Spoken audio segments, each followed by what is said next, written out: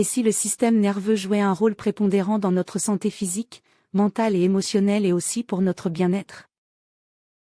Découvrons dans cette vidéo ce qu'est le système nerveux, son rôle pour nous maintenir en vie, l'impact en cas de dérégulation. Et comment le remettre en ordre de marche pour être en bonne santé et vivre émotionnellement apaisé.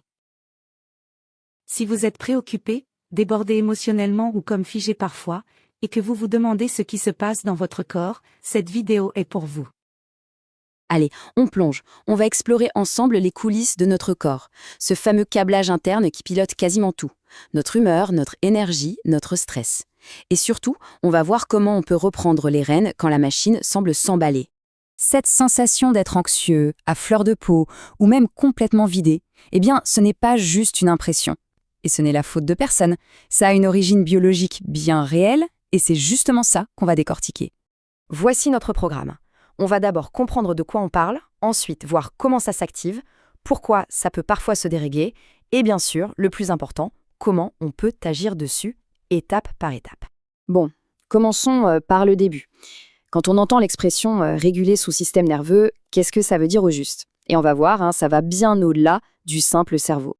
Le système nerveux autonome, ou SNA, il faut l'imaginer comme le système d'exploitation d'un ordinateur qui tourne en permanence en arrière-plan. On n'y pense jamais, mais c'est lui qui gère tout ce qui nous maintient en vie, seconde après seconde. Et dans ce pilote automatique, il y a en gros deux pédales. D'un côté, le système sympathique, c'est l'accélérateur. Il nous prépare à l'action, au danger, c'est la fameuse réponse de combat ou fuite décrite par Walter Cannon il y a plus d'un siècle. Et de l'autre côté, le parasympathique. Ça, c'est le frein. Lui, son rôle, c'est de calmer, de récupérer, de digérer. Mais, et c'est là que ça devient fascinant, des recherches plus récentes, notamment la théorie polyvagale du neuroscientifique Stephen Porges, nous ont montré que notre frein est plus complexe qu'on ne le croyait. En fait, il y aurait un circuit pour la sécurité et la connexion aux autres, et un autre circuit, beaucoup plus ancien, pour le repli total, l'effondrement, quand la menace est trop grande. D'accord, mais alors comment est-ce que ça se déclenche tout ça? Il faut bien comprendre que c'est avant tout un mécanisme de survie, un système ultra efficace, perfectionné au fil de millions d'années d'évolution. Tout part d'une perception de danger. Et attention, ça peut être un vrai danger physique, ou juste un email un peu stressant. C'est ce que le docteur Porges appelle la neuroception, une sorte de radar interne, souvent inconscient. Dès qu'il sonne, l'axe du stress, ou HPA, s'active et libère adrénaline et cortisol. Le cœur s'accélère, les muscles se tendent, le corps est prêt. Une fois que c'est terminé, en théorie, le système parasympathique est censé siffler la fin de la récréation et ramener tout le monde au calme. Le vrai problème, évidemment, c'est quand cet interrupteur reste coincé sur on, quand le corps n'arrive plus à appuyer sur le frein. Et là, les conséquences peuvent être vraiment lourdes. Les travaux de chercheurs comme Robert Sapolsky ou Bessel van der Kolk sont très clairs là-dessus. Un état d'alerte permanent, ça affecte absolument tout. Sur le plan mental, ça alimente l'anxiété et la dépression.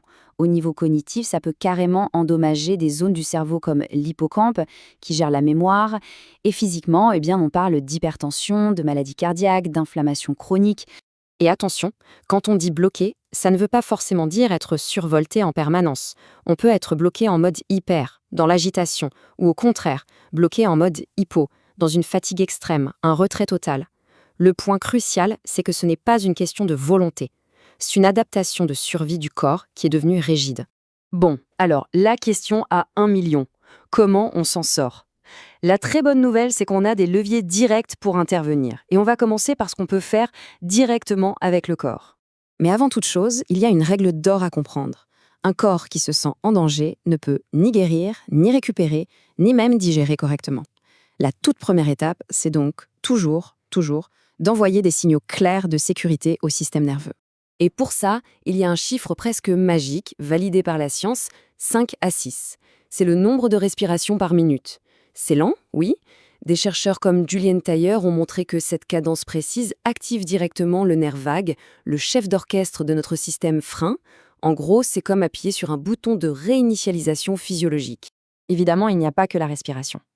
Bouger un peu, sans forcer, ça aide à brûler le surplus de cortisol. Un sommeil de qualité, c'est la base pour stabiliser l'axe du stress. Les travaux de Sachin Panda là-dessus sont passionnants. Et puis, un truc tout simple. Voir la lumière du jour, ça aide à recalibrer toutes nos horloges internes. Agir sur le corps est donc une porte d'entrée.